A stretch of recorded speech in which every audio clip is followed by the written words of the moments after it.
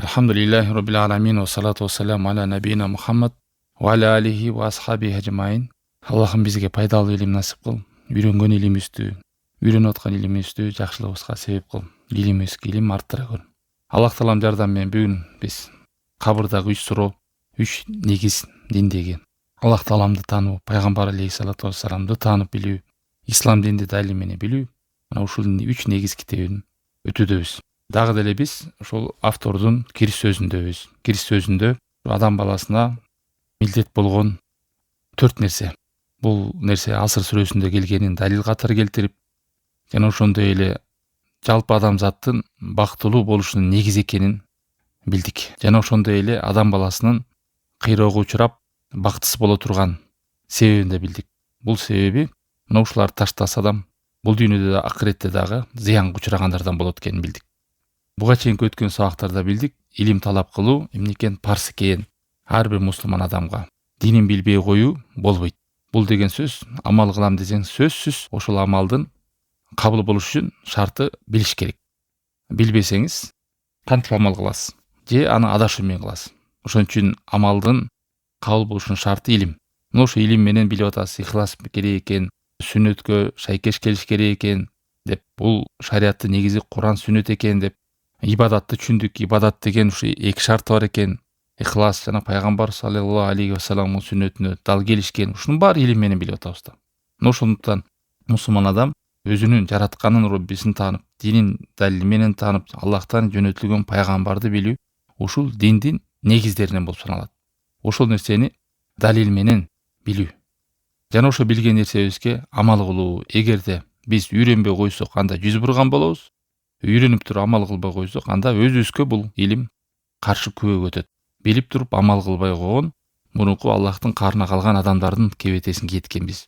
Ал эми үйрөнбөй койсок, анда мурунку адашып кеткен адамдардын кейпин кийген болобуз деп.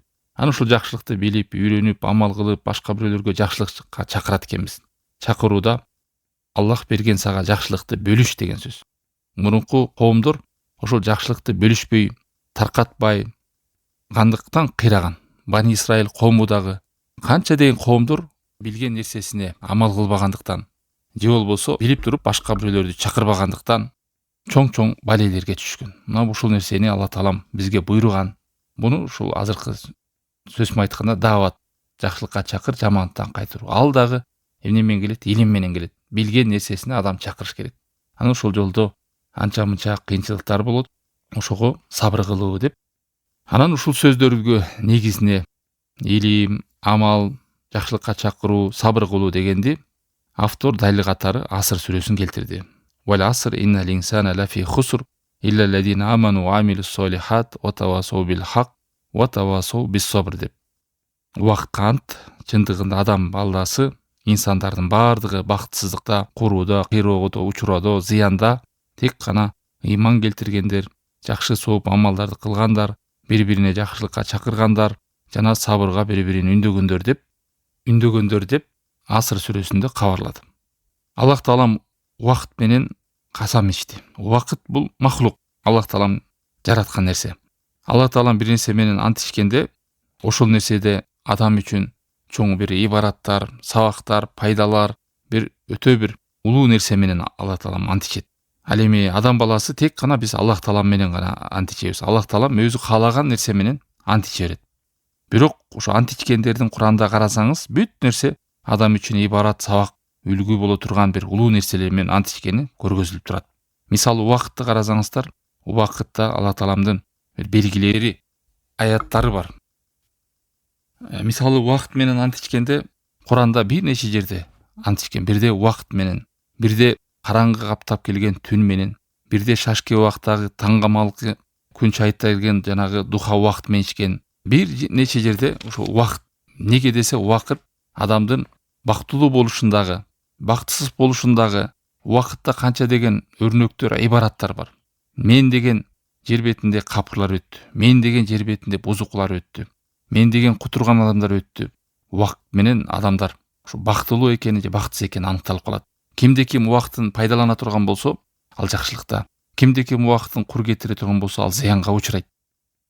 Ошондой эле пайгамбар алейхиссалату вассалам да бүт убакытка пайдаланган нерседи айткан. жашыңды карып калганча, бош убактыңды бош ой калганча, ден соолугуң барда ооруп калганча, акчаң барда акчаң жок болуп калганча деген бүт убакыттын баалуулугун, зарылдыгын айткан. Мына ушул убакытты Алла Таалам Куранда эскерип, ант болсун убакытка, чындыгында адам баары бактысыз деп убакыт менен ант ичкен. Ал эми адам баласына бизге тек гана Аллах менен биллахи таллахи оллахи деп Аллах менен гана касам ичебиз. Пайгамбар алейхиссалату вассалам хадисинде айткандай, Абу Дауд Тирмизиде, кимде ким Аллахтан башка нерсе менен касам ичкен болсо, же капырчылык кылган болот, же ширкке түшкөн болот деген. Ошон үчүн жанатип нан урсун, анан түн урсун, куттуу дасторкондо отурам, куттуу ак жолдо баратам, анан ушундай ыйык үйдө отурам деген адамды ишендирүүчү үчүн бир ыйык нерсени оозго алып, тузукка сием, анан нанга сием, мындай кылып бере алам, атам мүрдөсүнө бара алам деген сыяктуу бир Аллахтан башка нерселерди эскерүү менен адамды ишендириш үчүн айтылган касамдардын баардыгы болбойт, туугандар. Ошону эскертиш керек. Кимде ким бир адамды ишендирем деп касам иче турган болсо, Аллах Таала менен гана касам ичиш керек. Аллах Тааламдан башка нерсе менен касам ичкен болбойт. Ошон үчүн хадисте ман кана халифан фалихлиф билла. Ким касам ичем десе, Аллах Таала менен гана касам ичсин. Же болбосо унчукпасын деген. Мисалы Аллах Таалам ушул убакытка касам ичкенин карасак, ушул убакыт бул жылдап, айлап, жумалап, анан күндөп, түндөп түзүлөт да. Эми күнкү убакытын караса, адам күн өткөн сайын күндүз келет, артынан түн келет, түндөн кийин кайра күндүз келет. Мына ушул адамдын өмүрүн жеп кете берет. Өмүрү жеп, өмүрү азайып, күн сайын акыретке жакындап, бул дүйнөдөн алыстап кете берет. Ушул нерседе дагы Аллах Тааламдын кудурети бар экен. Ушуда бир чоң хикмат бар экен. Мен деген кутурган адамдар, мен деген адамдар жашоодо кээде Алла Таалам убакыты менен, заман менен, убакыт өтүү менен ар кандай табияттагы кубулуштар жасап, балелер, кырсыктар, жер бетинде апаттар болуп, же болбосо кээ бир учурда Алла Таалам өзүнүн берекеси менен ырыскыларын жадырып, ушунун баардыгы убакыттагы эмнелер экен, айбараттар болуп саналат. Ошондой эле күн менен түндө адам баласы үчүн жакшы амалдарды кылып калууга чоң мүмкүнчүлүк бар. Таң атса кечти күтпөй, кеч кирсе таңды күтпөй, күндүз келсе түндү күтпөй, түн келсе күндүздү күтүп, кайдыгерликте өткөрбөш керек. Аллах Таалам Куранда айтат: "Ва хуаллази жа'ала лейла ван нахара хилфа". Аллах Таалам бул түн менен күндү оошуп тура алмашып тура тургандай, арт-артынан келип тура тургандай аян белги кылды деп. Кимге десе, лиман арада айязаккара ау арада шукура. Ким Аллахка шүгүр кылам десе, ким Аллах Тааламды эстейм десе, ошол нерсеге Алла Таалам күн менен түндү коюп койт деген. Кимде ким түн менен күндүздү колдонуп кала турган болсо, ал Аллах Тааламдын алдында ошол нерсени пайдаланып калган болот. Бул чоң мүмкүнчүлүк адам үчүн, амал кылууга, түндө болсун, мейли күндүз болсун. Себеби адам башында ушул эки эле күн, же күндүз болот, же түндө болот. Бул дүйнөсүгө дагы, дүйнөсүнө дагы, акыретине дагы пайдаланып кала турган мүмкүнчүлүк. Мына ушул убакыт менен Алла Таалам вал аср деп убакытка ант болсун деп касам ичти. Себеби ушул убакыт менен адамдын бактылуулугу же бактысыздыгы аныкталып калат. Мындайча айтканда ишарат, убакыт өтүү менен адамдын келечеги, акырети аныкталып калат. Ошону адам колдонуп калабы же колдонбой калабы деп Аллах Таалам ишарат кылып, асыргы ант деп айтты. Андан ары жообун берет. Касамдын жообу болот. Жообу эмне десе, иннал инсана лафи хуср. Чындыгында инсандын баардыгы бактысыздыкта, баардыгы жоготууда, баардыгы кыйроодо деп айтты. Баардык адам, падышалар болсун, байлар болсун, кедейлер болсун, кулдар болсун, эркиндик жүргөн болсун, аял болсун, эркеги болсун, баласы болсун, атасы болсун, карысы болсун, баардыгы деген. Күллү бани адам хуср. Жоготууда, курууда, ушул убакытты коротууда деп атат. Пайдаланбоодо. Кимдер пайдаланат, кимде ким Аллах Тааламдын жолунда жакшылыкта буйругун аткарып, тыйгандан тыйылгандар гана пайдаланат, калгандардын баардыгы пайдаланбаса бүт жоготуучулар деди. Бирок тилекке каршы ушул улуу 4 негизди билбегендер, илимди, амал кылууну, ушу жакшылыкка чакырууну, сабыр кылуу деген жашоодогу бактылуу боло турган негизди түшүнбөгөн адамдардын жашоосунда убакыт эмне болуп калат дейт? Убакыт жөн эле бир эң арзан, арзыбаган нерсе. Кантип убакыт өлтүрөйлү? Убакыт өтпөй атат го. Мындай бир скучно болуп атат деп адамдар айтып калышат дейт. Кантип убакыт өлтүрөбүз деп анан бири сапарга чыгат, бири ар кандай көңүл ачуу нерселер менен алек болот, бири түндөп түнүндө уктабайт, бири оюн менен, бири иш кылып, кайдыгерликтүү адамдар эптеп жашоосун ар кандай нерселер менен коротушат. Адамдар кээ бирлер картайса деле ошол убакыт өтпөй атат деп ар нерсеге башын салып алек болгондор болот. Мунун баардыгы ошол жашоодогу улуу максатты билбегендиктер. Анан акыретке барганда булар өкүнүшөт. Эгер адам ушул убакытты кандай ибарат бар экенин адам билгенинде, ушул бактылуулуктун булагы экен, бактылуулуктун негизи экенин билмек дейт. Мына баардык адамдар кыйроодо экен. Тек гана ушул 4 сыпат менен сыпатталгандар ушул кыйроодон, бакытсыздыктан, жоготуудан арылгандар, кутулгандар. Алар ушу илим биринчи, амал, анан жакшылыкка чакыргандар жана кыйынчылыкка сабыр кылгандар. Ушул 4 нерсе менен кайсы бир адам сыпатталган болсо, алар мына ушул жамандыктан, бакытсыздыктан, кыйроодон чыккан болот, кутулган болот деп. Анан ушул жерде аяттын башында иман келтиргенде де, иман келтирүү дегенде, иман илим менен болот. Илимсиз кантип билбесеңиз кантип Аллахка иман келтиресиз? Билбесеңиз кантип пайгамбарды ээрчийсиз? Билбесеңиз кантип ислам динди үйрөнөсүз? Иман келтирүү ушу илим менен келет. Андан ары амилу солихати деди. Амили солихати деп иман келтиргенден кийин жакшы амалдарды жасагандар. Мейли парз амалдар болсун жана мустахаб амалдар болсун. Убакыттарын пайдаланып, буйруктарды аткарып, жана ошондой эле сооп амалдарды аткарып калгандар деп атат. Ал нерсе бул дүйнөдүсүндө да, акыретисинде дагы пайда бергендер. Ошол убакытын пайдаланып, дүйнөдө да амалдарын аткарып калса, мына ошонун артынан соопту көздөп, жакшылыкты көздөгөн болсо, ага да сооп ала берет. Эң негизги нерсе ушул убактыңды пайдаланып калышың керек. Бул дүйнөңө да, акыретиңе дагы сага пайда бере турган нерсе менен алек болуп калсаң, альхамдулилля, убактыңды пайдаланып аткан болуп саналасың. Ватавасау бил хак жана жакшылыкка чакырып, жаманаттан кайтарып, Аллах жолуна чакырылгандар, илимдин негизинде, пайдалуу илимдин негизинде, илимди, жакшылыкты таркаткандар, Аллах жолуна жакшылыкка чакыргандар деди 3-сүндө. Анан 4-сүндө ватавасау бис сабр жана сабыр кылгандар деди. Мына ушул жолдо сабыр кылгандар. Сабыр деген бул кармануу деген. Сабыр деген адам өзүнүн тили менен жаман сөздөрдү сүйлөп, кейип кекшип, налыган, Аллах Тааламга акарат боло турган сөздөрдөн, каяша сөздөрдөн, кесир сөздөрдөн, налыган, тагдырынан наразы боло турган сөздөрдөн өзүн кармана билүү. Анан сабырдын 3 түрүн шейх эскерет. Биринчиси собрун аля таатилля, ибадатта сабыр кылуу. Экинчиси арам иштерден сабыр кылуу. Үчүнчүсү тагдырга сабыр кылуу. Ал эми ибадатка сабыр кылуу билесиздер, жалкоолуктан, ныксыроодон, шалдыроодон, Аллах Тааланын буйругун аткарууда жалкоолук кылбастан өзүңүздү сабыр кылууга үндөйсүз. Намазга турууга, орозо тутууга, илим алууга, жакшылыкты аткарууга, ушунун баардыгына эмне керек? Сабыр керек.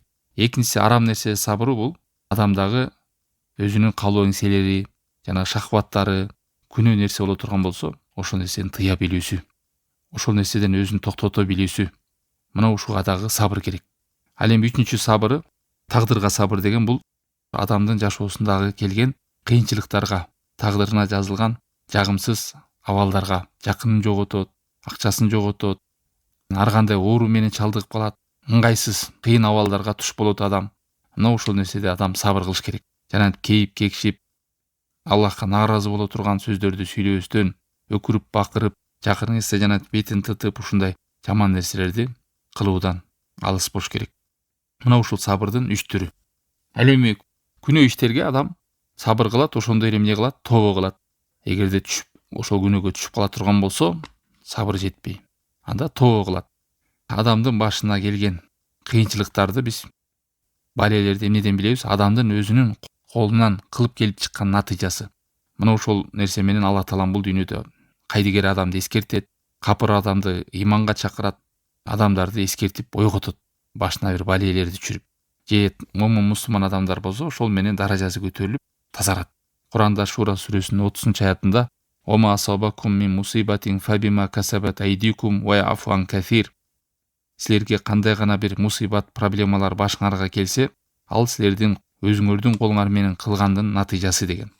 Мусулмандын жанына, малына, баласына, үй бүлөсүнө кандай бир кыйынчылыктар келе турган болсо, мына ошол нерседе адам сабыр кылып, жакшылыкты үмүт кылып, Аллах Таалам жөнүндө жакшы ойдо болуп, ошонун үстүндө өтүш керек.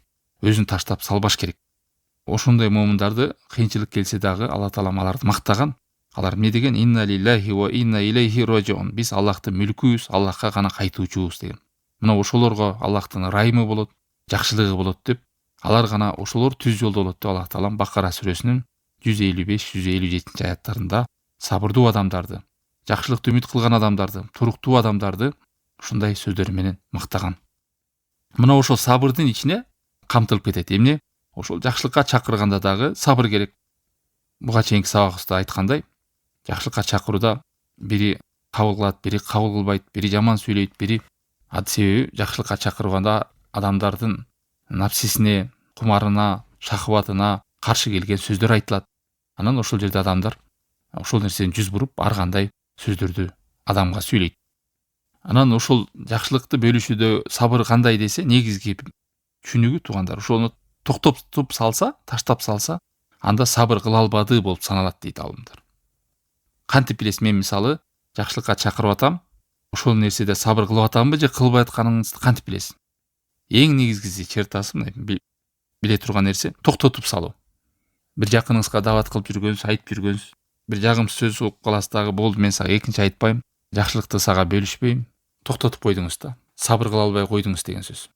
Жана ошондой эле илим талап кылып жүргөн, дават кылып жүргөн адамдарга дагы ошондой бир ыңгайсыз абалдар болуп калса, токтотуп салуу дейт айтат. Мугалимдин сабагын токтотуп коюу, чакыруучу жакшылыкка чакырып, жамандыктан кайтаруун токтотуп коюп, ошол жолдогу бир ыңгайсыздарга карап туруп, бул дагы сабыр кылбай койду деп саналат дейт. Андан кийин автордун сөзүнө кайтабыз. Автор ушуларды айтып келип, илимдин парстыгын, анан 4 жанагы негизде бактылуулуктун Аср сүрөсүн окуп туруп, анан Имам Шафийнин сөзүн келтирет. Эгерде Аллах таалам өзүнүн махлукаттарына ушул сүрөнү эле түшүрүп койгондо жетмек, башка сүрөлөр түшүрбөйт, ушуну түшүргөндө эле жетмек деген сөздү алып келген. Бул деген өкүмдөрдө баардык нерседе жетет деген сөз эмес. Адамдын мындай бактылуу болушуна, бактысыздыктан оолак болушуна негизги нерселерге ушул аят жетмек деген. Себеби Куранда башка нерсенин баардыгы илимди, амал кылууну, ушу бактылуулуктун жолун, бактысыздыктын жолдорун баяндап, кенен түшүндүрүп айтылат, кабар берет. Бул нерсе эмне десе, негиздер. Бактылуулук менен бактысыздыктын негиздери камтылган Аср сүрөсүндө. Калган нерсенин баары ушул нерсени эле баяндайт деп түшүндүрөт. Имам Шафий бул Мухаммад ибн Идрис, бул 4-нчү атасына таандык кылып айтылган Шафий деп. Өзүнүн аты Мухаммад ибн Идрис. Хижридин 204-жылы дүйнөдөн өткөн. 4 мазхабтын бири. Мунун ата тегинин испасын караса, пайгамбар алейхиссалату вассаламдын бир уруудан болуп чыгышат да. Бани Мутталиптен. Мына ушул нерсесин эскерген. Мына бактылуулуктун себептеринен ушул 4 нерсени эскерди. Алла таалам баяндап айтып аткандай, кулдарыма мен бактылуу болуштун негизги 4 нерсесин эскердим деп. Ал эми Куранда, сүннөттө ушул бактылуулуктун жолдорун кенен баяндап, түшүндүрүп берет дейт. Мындай деп түшүнүп албаш керек. Имам Шафийдин бул сүрөсү башка сүрөлөр түшпөсө деле, ушул өкүмдөр жагынан, баардык нерсе жагынан жетиштүү деген маани эмес бул. Бул жалпысынан адамдын бактылуу, бактысыз болушу жагынан жетиштүү болмок ушул дегенде, илим, амал, жакшылыкка чакыруу жана ушул жолдо сабыр кылуу деген сөз. Эч бир адам кыямат кайымда барып алып айта албайт. Мен бактылуулуктун жолун билбей калыпмын. Мен бактысыздыктын жолдорун билбей калыпмын. Кайсы нерсе адамдын бактысыз болушуна алып барчу кадамдарды билбей калыпмын дей албайт. Себеби Алла таала мына ушул Аср сүрөсүндө түшүнгөн адам бактылуулуктун жолун түшүнөт. Аср сүрөсүн окуп түшүнгөн адам кыйроонун жолун да түшүнөт дейт. Мына ушул жагынан Алла таалам өзүнүн кулдарына ачык айкындап түшүндүрүп берип койгон деп. Ушул сөздүн да маанисин Имам Шафий бул сөзүндө бекитип камтып кеткен дейт. Андан ары автор сөзүндө улап, Имам Бухари бабул илми кабл каули вал амал dedi. Илим деген бул сөздөн жана амалдан мурун турат деп Мухаммад сүрөсүнүн 19-аятын далил катары келтирди. Фа'лам аннаху ла илаха иллаллах вастагфир ли замбик ва лил муъминин деп. Билгин Аллахтан башка сыйынууга татыктуу зат жок жана күнөөңө кечирим сураа деген. Мына ушул жерде дагы илим менен сөздөн мурун жана амалдан мурун илимди кабарлап айтты, илим менен баштады дейт. Эмнеге илим сөздөн жана амалдан мурун турат? Себеби амал пайда бербейт, туура болуп саналбайт эгер ошол амал илимдин негизинде курулбаса. Ал эми кайсы бир амал караңгылыктын негизинде, илимсиздиктин негизинде, адашуунун негизинде курулга турган болсо, ошол амалды кылса дагы ал кылган адамга пайда бербейт, балким башына күнөө жазылат, адашуу жазылат. Ал нерсеге кыяматка эмди өкүнөт. Мына ошон үчүн амал кылуудан мурун ошону үйрөнүп билиш керек. Билгин Аллахтан башка сыйынууга татыктуу зат жок деп илимди айтты. Уастагфир деп анан барып кечирим сура деди. Кечирим суроо бул эмне экен? Амал. Аллах Тааламды билесиз, түшүнөсүз, анан адам өзүнө таанып билет, анан берде кечирим суроо бул амал дейт. Сөздөн да мурун илимди эскерди деп. Кайсы бир адам сүйлөрдөн мурун, амал кылаардан мурун илимди алдыга коюп, илимдин негизинде сүйлөп, илимдин негизинде амал кыла турган болсо, ал адамга пайда берет. Адашкандардан болбойт. Алхамдулилля. Амал билип туруп амалды таштап салгандардан болбойт. Мына ушул бакыттын негизинде жүрөт. Ушул нерсе негиз деп.